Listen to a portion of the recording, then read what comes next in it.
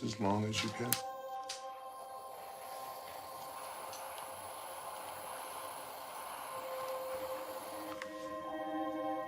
Big hit. Finish it. Finish it. Hold it. Hold it. Hold it. More. Longer.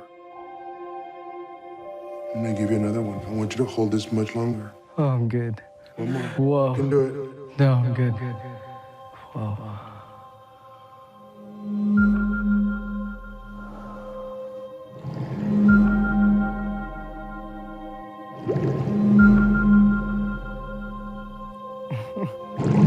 Wow.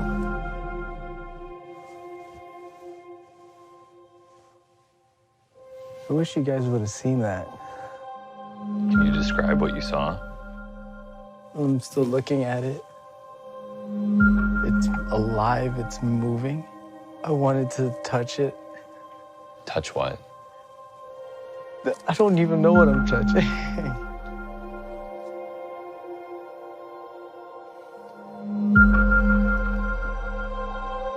Oh, wow. I don't know how to explain it. Besides, holy shit. Effects of these drugs are so profound. Full-on, extremely visual experiences of interacting with other beings. I went to meet my friend Jason Wallach, a chemist who has researched the pharmacology of tryptamine derivatives for most of his career. The fact that DMT has a 10 to 20 minute duration, I think makes people more likely to take a higher dose. They're more comfortable. Whereas if you took that dose of LSD, you'd probably be whacked out for 24 hours. Whereas with DMT, you could take a very high dose and be out of it within an hour.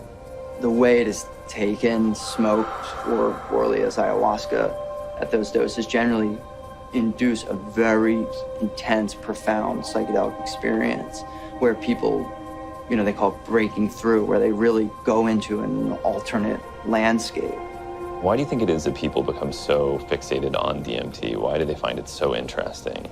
It may be the fact that it's been found in the brain is fascinating. The fact that it's an endogenous chemical, that it makes you wonder what role are they playing in the normal brain signaling. And speculating maybe we have an endogenous hallucinogen system that's mediating or involved in our conscious experience. Exactly how DMT alters human consciousness has eluded scientists, mystics, and the average Joe that smokes DMT. I'm just the average Joe that smokes DMT occasionally and paints Mickey Mouse.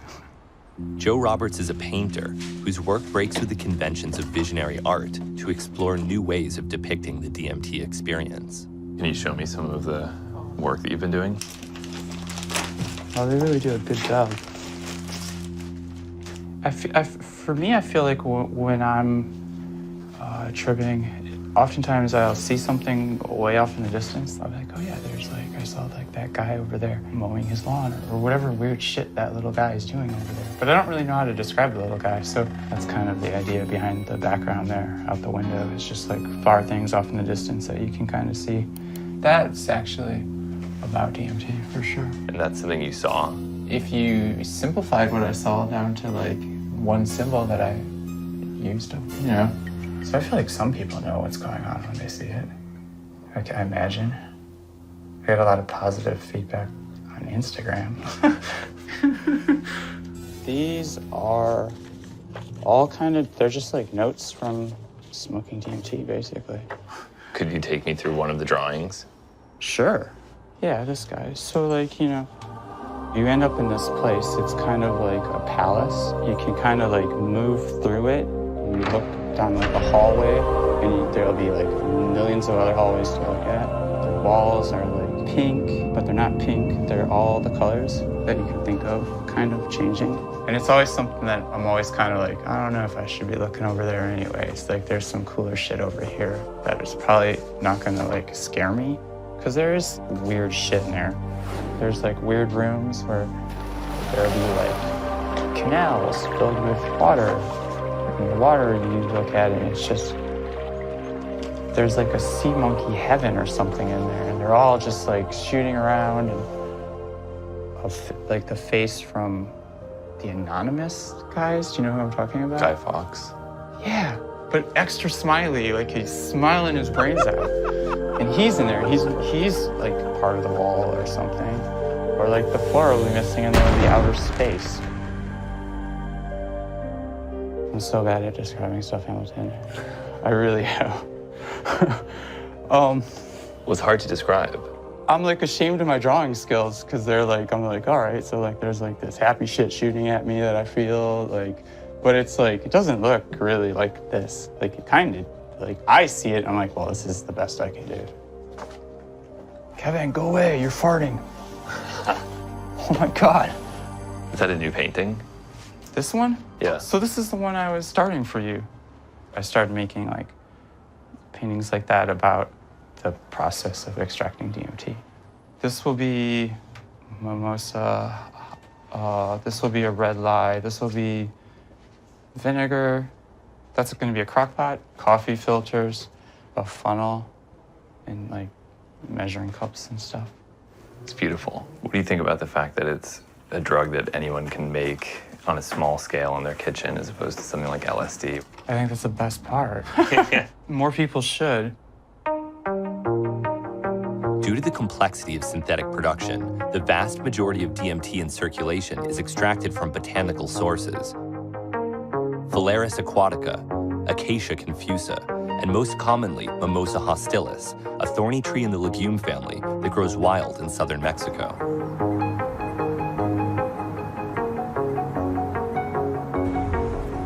Alexander Shulgin wrote that DMT is everywhere.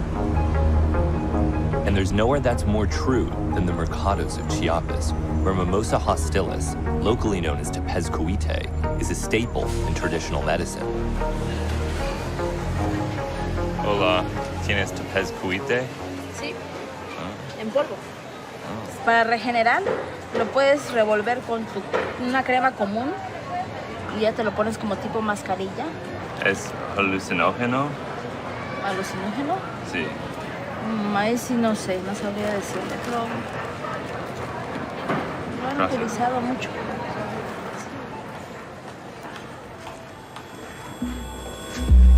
For centuries, the bark of Mimosa hostilis has been used as a treatment for burns, wounds, and as an ingredient in beautifying creams. But I'm not here on a dermatological investigation.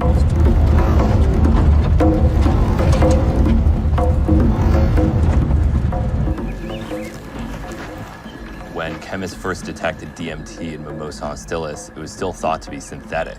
It had never been found in nature previously. And it's been used in Mexico for, at the very least, decades and probably hundreds of years as well. Even though this plot of land is exclusively used to grow Mimosa hostilis commercially, none of it is intentionally planted.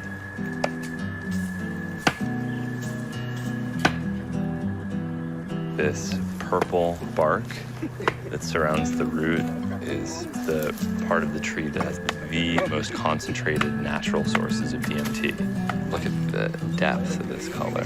It's really magnificent.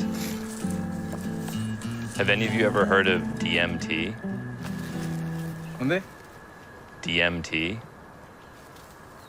No sé, la verdad. Do you know if there are any other ways that people use this plant other than as a skin treatment? Se ocupa pues los horcones para ramada y todo eso. What happens to the bark when you're done harvesting it? Lo que es esto, que seque y ya luego lo hacemos pedacitos. Now that the bark has been reduced to small chips, it's going to be powdered. Do you think there's something special or magical about the Tepezcuite tree? No lo puedo a lo mejor decir con palabras, pero sí debe de haber algo. La gente lo puede usar creyendo en él, ¿no? Creyéndolo. No sé, a lo mejor, pero sí en cicatrizar. Perfecto. So after the roots have been ground to a powder, this is the final product. It's shipped anywhere that people want Mimosa hostilis root bark. It can be used to make soaps, skin creams, but it can also be used as a source of DMT.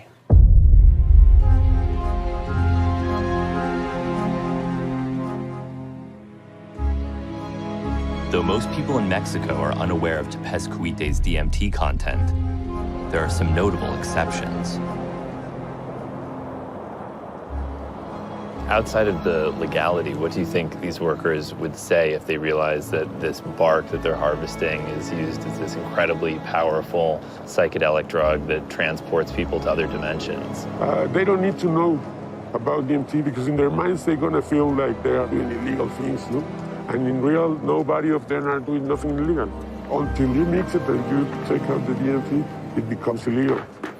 I don't consider DMT a drug. It's a mind expander, it's something different.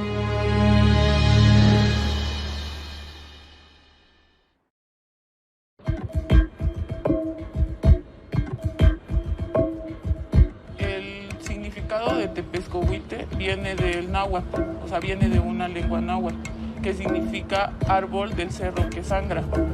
O sea, si lo quieres ver del lado científico, tiene propiedades, las puedes estudiar, o sea, tienen propiedades antioxidantes. Y si lo quieres ver del lado espiritual, yo creo que desde el momento en el que tú estás sacando esa raíz, creo que eso es mágico, ¿no?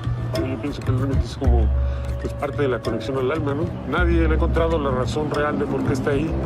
Yo la única razón que he encontrado que está ahí es pues la experiencia que brinda, ¿no? Between the two of you, how much DMT have you extracted? 25 to 30 kilos. De una forma altruista. O sea, sinceramente, como de por rich. amor al mundo, o sea, para dárselos a todos, para que todos lo conozcan, que no lo queremos, o sea, que no me voy a comer el mundo yo sola, no, simple y sencillamente poder transmitir, ¿no? Do you think couples that have problems, that argue a lot, could benefit from learning to extract DMT together? No. I think they can have a better... Bueno, ellos podrían tener una mejor relación si fumaran juntos. No, nosotros tenemos la suerte y la oportunidad de que nuestro trabajo nos junta, ¿no? So you have 4 buckets, 4 kilos of sodium hydroxide. He's going to prepare an aqueous sodium hydroxide solution that's highly basic that will be used to liberate the DMT freebase from the Mimosa tenuiflora root bark. Oh, careful with... Yes, it's caustic.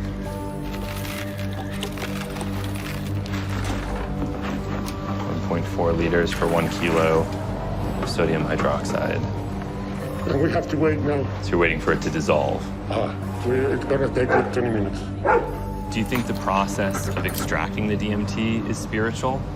No por algo se llama el árbol de la vida, ¿sabes? El árbol de la vida, que es el Tepezcuite. The sodium hydroxide has been dissolved in the water. It's about pH 14. The pKa of DMT is 8.68. So any bark that is introduced to this water is going to immediately react, and all the DMT will be in the freebase form, which is not water soluble. DMT's basic nitrogen is deprotonated by hydroxide ions, liberating the freebase, which is soluble in nonpolar solvents. It looks like rising bread.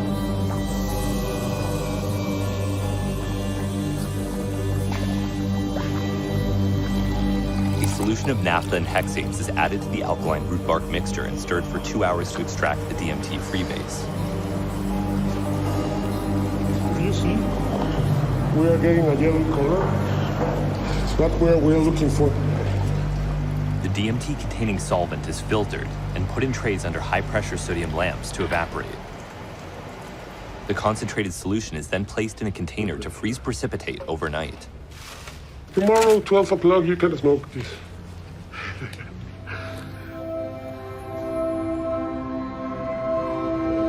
I have a bad experience. I get into jail.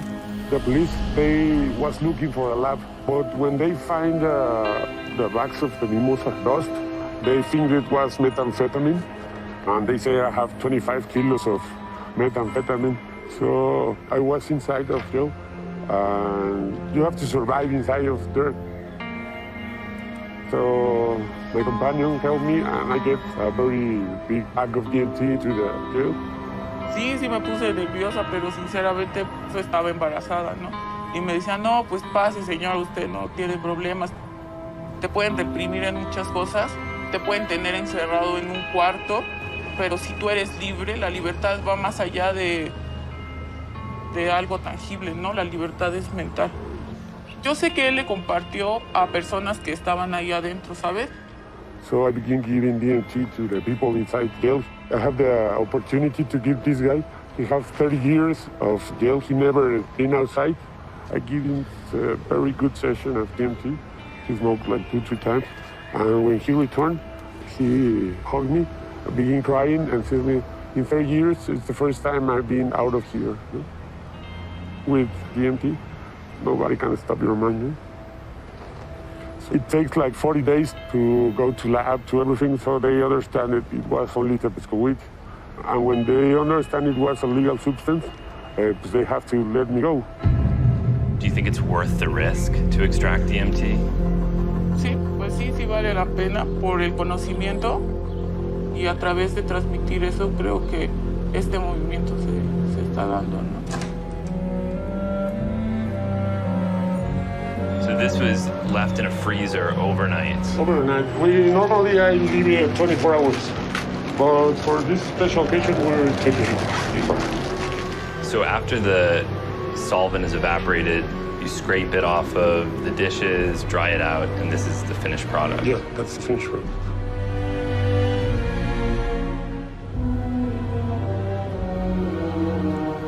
It's a very nice smell.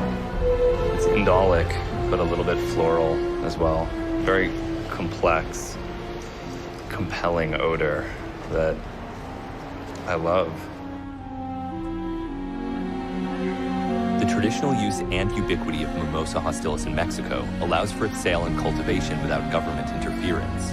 But in the United States, the purchase of this bark can result in arrests and penalties that threaten the freedom of peaceful alkaloid extractors. Hi, nice to meet you. Travis.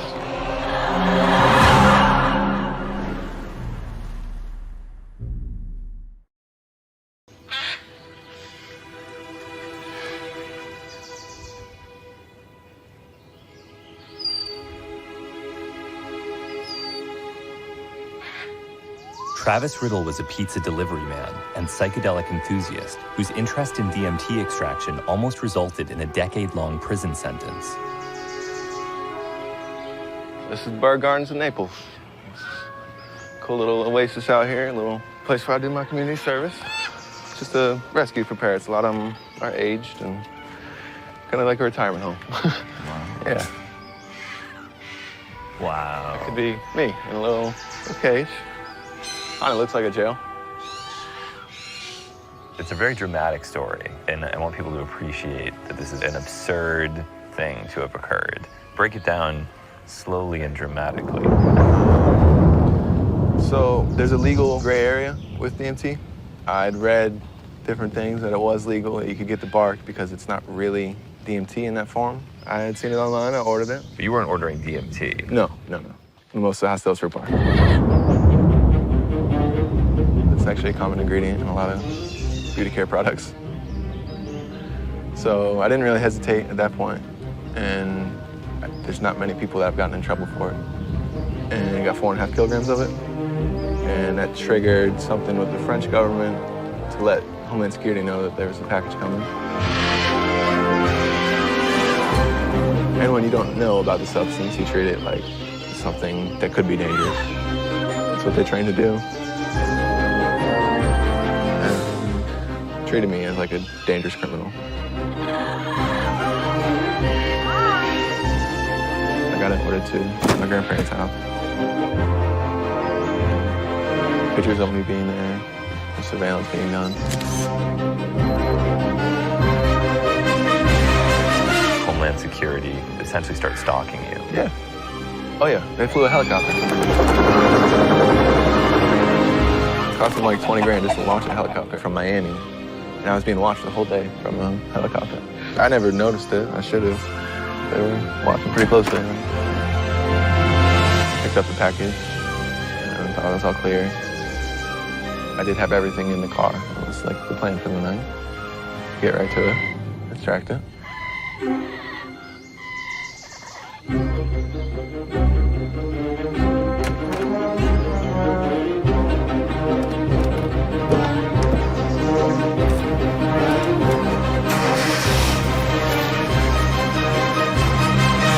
less than 5 seconds after getting in the car, I was on a one-way circle. It came and hit my car head on, pretty hard. I thought I was getting robbed at first. Undercover agents with AR-15s threw me on the ground, pinned me down to the floor with like a gun like this. It was very traumatic. I didn't know what was happening. They brought me in for questioning. And you were up against decades in prison, millions of dollars in fines. They were treating it as DMT the whole time. If you look at any of the reports I have, I ordered DMT, not the bar. It was like 4.5 kilograms of DMT, which on their scale is equivalent to 700 to 1,000 kilograms of marijuana. What does that mean? There's a whole guideline for sentencing. They do equivalencies, and like marijuana is kind of the base. So they convert the Mimosa hostilis root bark into DMT and then convert the DMT into marijuana. For sentencing. And that's how you're sentenced. I think it was like a level 28, which is minimum of 7 to 10 years. I thought this is it, like I'm gonna be in jail for a long time. In order to expedite the unjust punishment of people who use drugs unfamiliar to judges and prosecutors, a system was devised to convert certain substances into chemically and pharmacologically unrelated cannabis equivalents. 1 gram of DMT is sentenced as being equivalent to 100 grams of marijuana. 1 gram of DOM is equivalent to 1.67 kilos of marijuana. And 1 gram of PCP is equivalent to 10 kilos of marijuana. There's a Mimosa hostilis right at a park by my house that the county is growing. Really? Yeah, on county property. So they arrested you for possessing a plant that they themselves possess? Yeah. You sure it's Mimosa hostilis? Yeah, there's a tag on it. So this is the county-grown mimosa tree. Exact same thing I ordered. I don't know whose idea it was to bring this here. If they had any idea that it has DMT in it. Does it not look like someone was digging there? For sure. Do you think people are illegally harvesting the roots? Not me.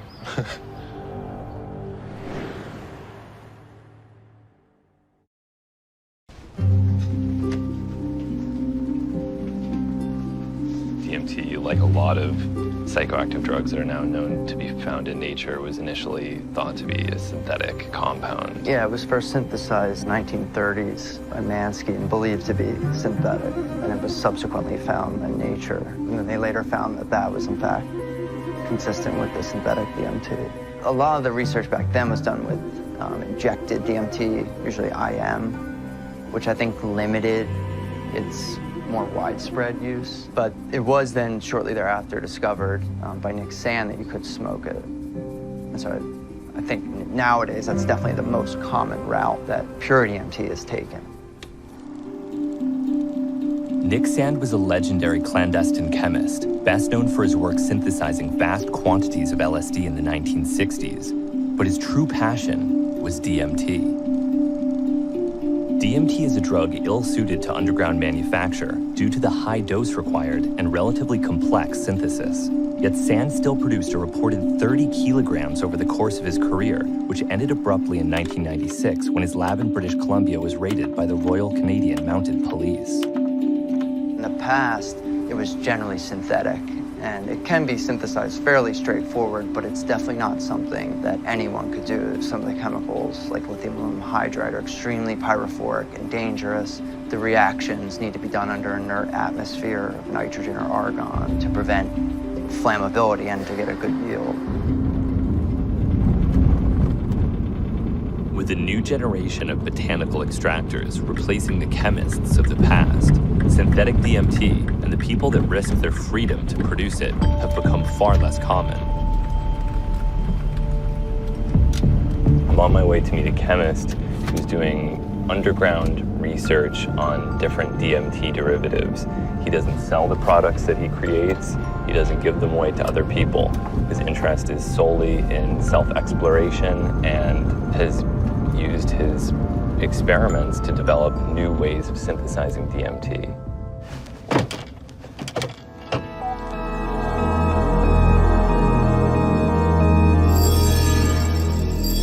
What a chemist really is you're a quantum mechanical engineer. You're moving little tiny bits of things that aren't even real and creating new things out of it. I've always just been drawn to that at the alchemy of transformation.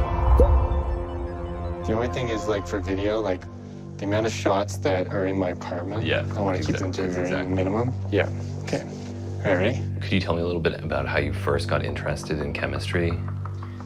So my interest in chemistry began when I was pretty young, 10, 11 years old. My interest in chemistry today evolved really through discovering psychedelics because it expanded my mind to what's really possible. What was the first psychedelic that you synthesized? Well, the first psychedelic that I actually synthesized was mescaline from vanillin. That's a pretty tricky first synthesis. I wanted a challenge because I knew, I would have trouble along the way. But through doing it, that I would become a better chemist because of it. The big draw towards DMT is the fact that it's ubiquitous and found everywhere in nature. Because in my opinion, that's the be-all, end-all and what you can do with chemistry. It's trying to do what nature does so effortlessly. Some people see the two as being at odds with one another. Like, we are the natural living essence. We're the ones doing it. Like, what makes us, a human, fumbling around with chemicals any different than, a plant? We're not very good at it, but it's like, we might as well, like, it's fun, It is fun. But, in all seriousness, let's make a plan here. The first thing is make that triacetoxy borohydride. Powdered sodium borohydride is added to a round-bottom flask and suspended in DCE. 3 molar equivalents of glacial acetic acid are added dropwise. Some nice vapor. It's almost like meditative just to watch the stirring reaction. It's great. An initial proteinolysis reaction produces borane, sodium acetate, and hydrogen gas. Borane accepts an electron pair from the acetate anion, forming sodium monoacetoxy borohydride. The reaction repeats itself with the 2 remaining equivalents of acetic acid to yield sodium triacetoxy borohydride. Why are you using triacetoxy borohydride as opposed to sodium borohydride or sodium cyanoborohydride? Right. So the thing about triacetoxy is it's great for reducing imines, but it's not very good at reducing carbonyls. So if it reacts with the formaldehyde, In a separate round-bottom flask, tryptamine is dissolved in DCE with brief microwave irradiation, followed by 2 molar equivalents of triethylamine, 3 molar equivalents of the formaldehyde sodium bisulfite adduct, 4 molar equivalents of sodium triacetoxy borohydride, and a dash of 4 angstrom molecular sieves. Actually, I'm going to give this a little bit to stir. I think of the monoliths of the ancient past, the pyramids and the kind of, Stonehenge. It's like, in a way, those things are a tribute to the gods or to nature. And you think, like, it's art, right? That's all. I think all art is drawn from the same thing. It's a tribute to something greater than yourself. And I think that's exactly what total synthesis is. An offering or a tribute to say, I admire this, and here's my best effort, And through that, I think that's exactly what we're doing, We're life too, we're nature too, and we're trying, Yeah, see silvery? When it's silvery like that, usually means it's good. That's how I know. After giving the reactants 10 minutes to condense, 4 molar equivalents of sodium triacetoxy borohydride are added dropwise. Right. The reaction begins when triethylamine deprotonates the formaldehyde sodium bisulfite adduct, freeing the aldehyde to condense with tryptamine's basic nitrogen, forming an aminium ion and eliminating water, which is sequestered by molecular sieves, preventing hydrolysis and driving the reaction forward in accordance with Le Chatelier's principle. The reductive amination begins when hydride attacks the electrophilic aminium carbon and electrons flow into the ammonium cation, producing NMT and restoring nucleophilicity for the amine to attack the second formaldehyde carbonyl. An analogous reduction of the tertiary aminium ion yields DMT. It's been a long time since I used DMT. I kind of see it as there's nothing that I can immediately gain from it, right? It's like, I'm not on the brink of death, right?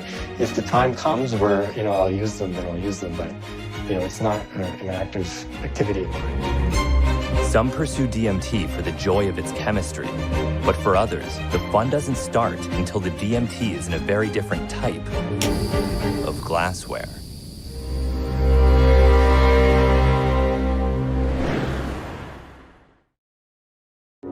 In the United States, where DMT has no traditional use, enthusiasts and distributors sometimes take on the role of a shaman, whatever they think that is. Personally, myself, I see a shaman as a glorified trip sitter.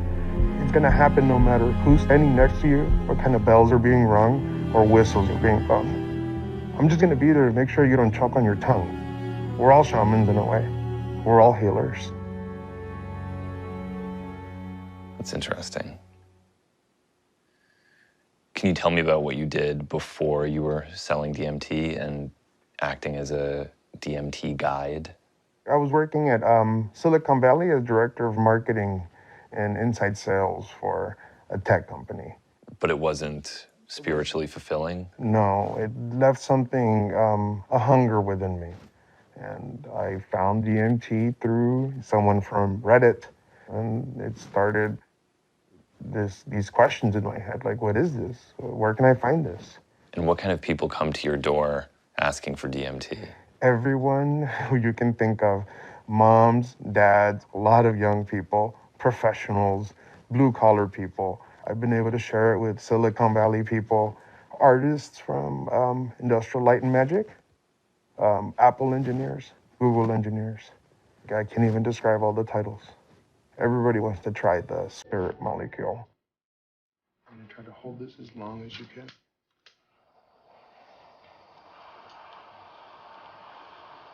Okay, finish it, finish it. I'm gonna give you another one. I want you to hold this much longer. Oh, I'm good. One more. Whoa. You can do it. No, I'm good. Whoa.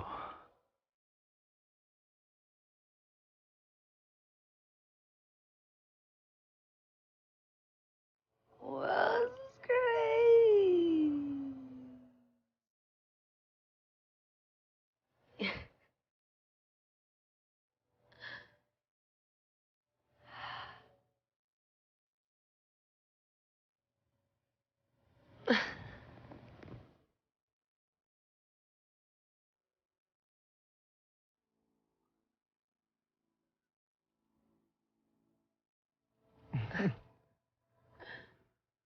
Wow.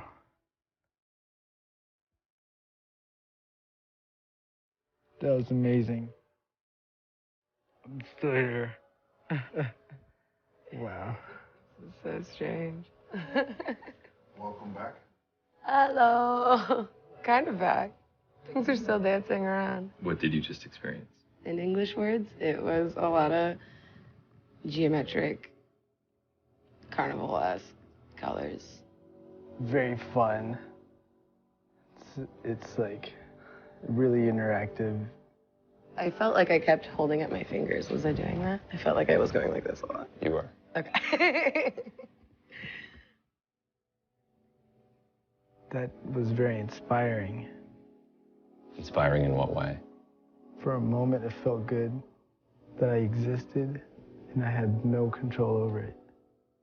I was happy and scared at the same time. I was scared because I couldn't control it, but I was happy that it was going that direction. There's a reason this stuff is so illegal. It's because once you do it, you see through the matrix. What about the government and the people that don't understand DMT or don't think people should be using it? What would you say to them so that they understood why what you're doing is valuable? They know about it already. Do they? Absolutely. They harvest pineal glands and they use it themselves. The government? Yeah, Pizzagate revealed a lot of this. I don't believe in Pizzagate. Some people do. Certain people really do. I didn't realize there was a connection between Pizzagate and DMT. Oh, absolutely, because they're eating the kids and all the people, and they're consuming all the organs. There's certain elements, specifically adrenochrome and pineal glands. Huh. The idea that DMT is present in the human brain and is responsible for altered states of consciousness is deeply entrenched in the popular understanding of the drug. But DMT has never been found in the human brain. There is a small body of research reporting its detection in the brains of rodents, notably a 2013 microdialysis experiment that found nanogram quantities in samples obtained from the pineal glands of living rats. What do you think about this idea that DMT is produced in the brain and is... Yeah, I don't know. I've heard about it. I've read that they found it in rats now, and I guess that means it's probably in people.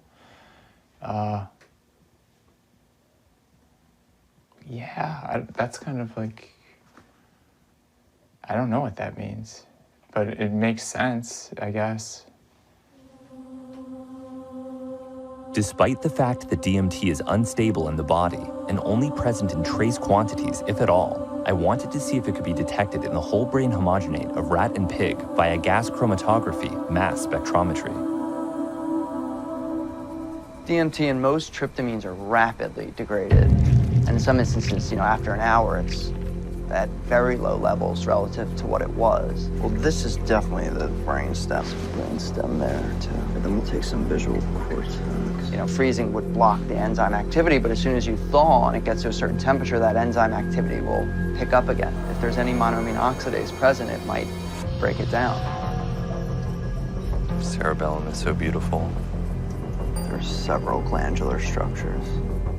The next step is to homogenize the brains to facilitate the extraction process. Looks like a strawberry milkshake.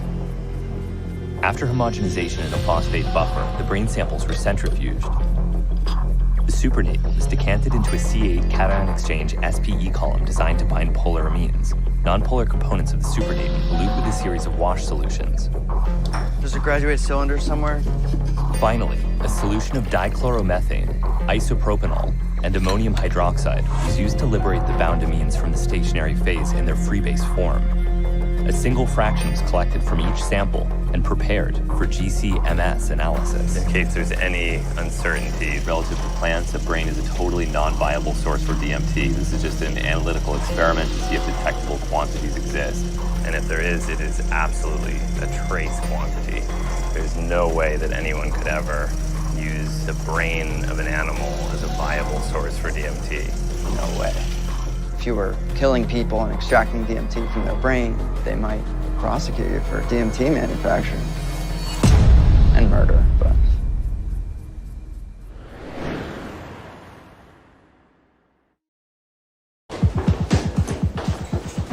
With the final samples prepared, we ventured off to the GCMS to see what we'd found. The tension was felt by everyone in the room, including Jason. Both of us were skeptical about the possibility we'd detect DMT, even with the exquisite sensitivity of the mass spectrometer. But to our great surprise, we saw a peak at 188.3. Could it be actual evidence of endogenous DMT? Yeah, I don't know. We repeated the experiment 3 times and never saw the elusive peak again. Perhaps it was trace contamination from a reference sample, or perhaps self-transforming machine elves were dancing on the mass specs detector. So yeah, neither the cow brain synaptosomes or the pig brain had DMT, and the rat brain is inconclusive. Inconclusive, but it was detected. Yeah, but needs to be replicated. Okay. It's been done before, but it's clearly difficult. Even if endogenous DMT plays no role in human biology, it doesn't make the experiences people have using it any less transformative. I get a rush out of just kind of making something new and then kind of moving on to the next thing. So really, it's a hobby. So this is reacted for the last... Yeah, for the last 12 hours or so. The reaction is done, but the DMT still has to be extracted from the reaction mixture using pH manipulations analogous to the ones that were used to isolate DMT from Mimosa hostilis, and had it been present, from the brains of animals. Half of chemistry is cleaning up the mess you make to get that crystal product. Yeah, it's good. Oh my gosh, it's like crystalline too. You can filter that. So that's instant precipitation of DMT-free base. Exactly. I've never actually seen that happen. That's beautiful. This is the only way I know how I can share with other people is to pursue, the kind of research I'm interested in. So this is essentially the end of it. It has been precipitated out as a fumarate salt in this ether, acetone, DCM mixture. But this is it. That's DMT was just synthesized. So, yay. Yay.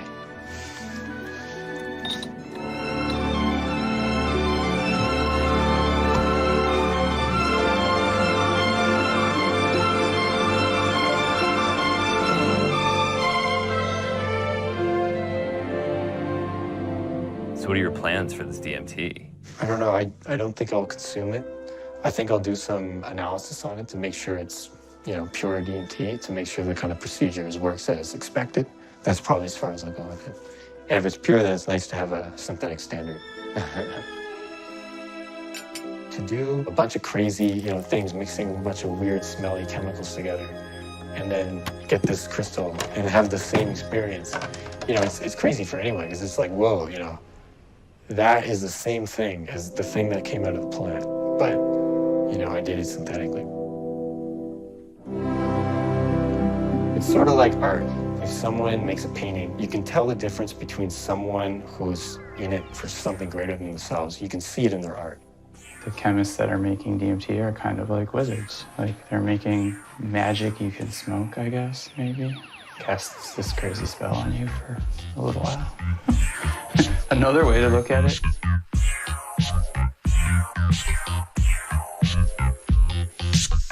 Whether it's synthesized by chemists in a lab or enzymes in a cell, the molecule is the same. It's everywhere around us, but that's easy to forget without the help of a wizard to conjure it.